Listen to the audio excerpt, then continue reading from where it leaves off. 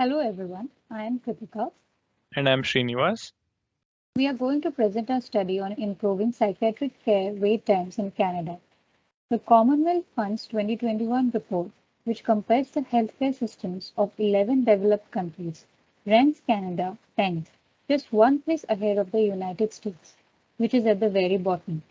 As we all know, Canada's healthcare has come to be characterized by long waiting times for treatment. Psychiatric care is no different in this aspect. Rather, it has its own unrecognized problems. Although the Government of Canada has made mental health a key priority in the Health Accord, not enough actions have been taken towards this initiative. For this study, to get an in depth understanding of the problem and the perceptions and experiences related to it, we interviewed mental health service providers and people seeking mental health care. Here are a few of the eye opening quotes obtained from the interviews. These interviews made us realize that excessive wait times worsen the condition of people who need help, and in such cases, it results in them losing their peace of mind.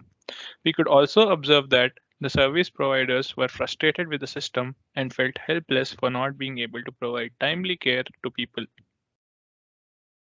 To explain our topic of consideration, let us take you through the story of Angel. She is 18 years old, works part time to save up for her education. Lately, she is going through things for a while and constantly feels depressed and anxious. She books an appointment and sees a family doctor for 45 minutes.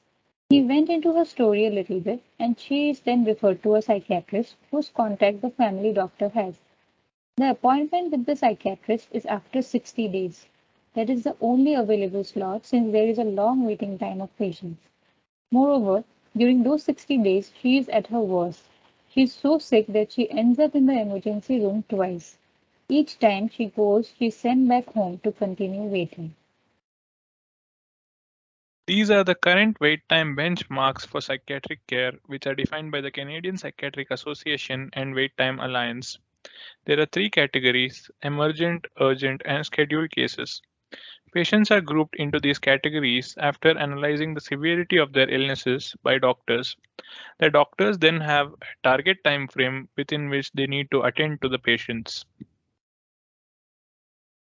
As you can see from the figure on the left, mental illnesses among people aged between 13 to 19 is majorly caused by substance abuse, followed by severe anxiety. Also, the bar chart on the right displays the wait time analysis based on communities. Here we can see that the longest wait time is in York, followed by Durham. The waiting time is abnormally high throughout all the communities, as we can see in the figure. By analyzing wait time data from recent reports, we could see that it can be as long as 778 days for Canadian residents seeking mental care to be attended to by a specialist, which is alarmingly high. Coming to the gaps which we observed in the system, there is a very low supply of mental health care workers in comparison to the massive demand which exists.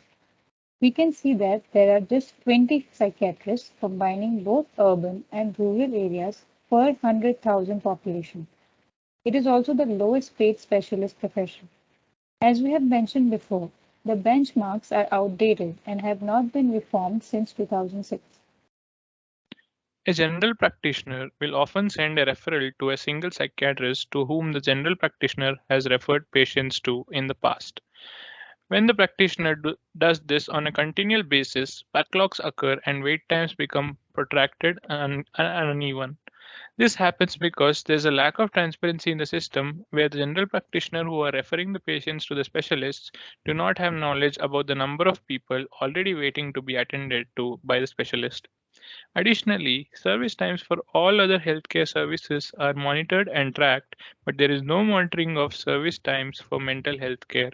Thus, we are unable to determine whether or not the target benchmarks are being met. One of the biggest issues in trying to reform the current system is a lack of funding and resources. In order to tackle wait time issues and make the referral system more efficient by speeding up the process, we decided to implement a load balancer in the system. After careful analysis of various load balancing algorithms, we chose the resource-based adaptive load balancing algorithm as we wanted the status of the number of patients queuing up to meet a specialist to be dynamically updated. This load balancing algorithm distributes sessions to servers depending on how busy the servers are. A new incoming session is always redirected to the least busy server. It also requires an agent to be installed on the application server that reports on its current load to the load balancer. The installed agent monitors the application server's availability, status, and resources. Here we can see that patients once referred by the general practitioner enter into a patient pool where the load balancer will pick patients and assign them to the specialist with the least number of patients in the queue. We can also enhance the algorithm by keeping track of the number of patients that each specialist can handle, which is the response time of each specialist, and use that information in conjunction with the least loaded queue metric, thereby enabling more efficient load balancing. Let us now take you through Angel's story again, but this time envisioned with a proposed solution. Angel, who has lately been going through things for a while and feels really depressed and anxious, books an appointment and sees a general practitioner for 45 minutes. He went into her story a little bit, decided to refer her to a psychiatrist.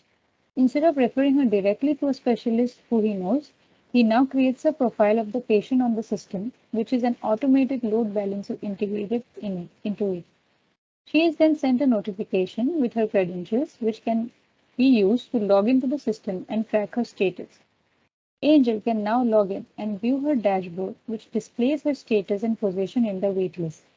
This provides her a sense of clarity and peace of mind.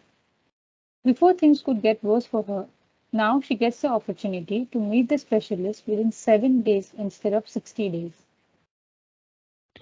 We believe our solution alone cannot resolve the entire problem. Our idea can streamline the patient's journey from visiting a general practitioner to consulting a specialist and thereby receive timely care. But what do we think needs to be done along with our proposed solution? Wait time benchmarks have to be updated according to the current criticality. An efficient system should be put in place to manage referrals quickly and efficiently so that patients wait as little as possible. Mental health professionals have to be paid better, and more residency spots have to be created to encourage people to pursue this profession. We chose to work in this area as we understand the criticality of mental health in people's lives. It is an integral part and needs the same amount of attention and care as the rest of the human body. When we are mentally healthy, we can realize our abilities, cope with stress, work productively, contribute to the society, and eventually live a happy life. Thank you.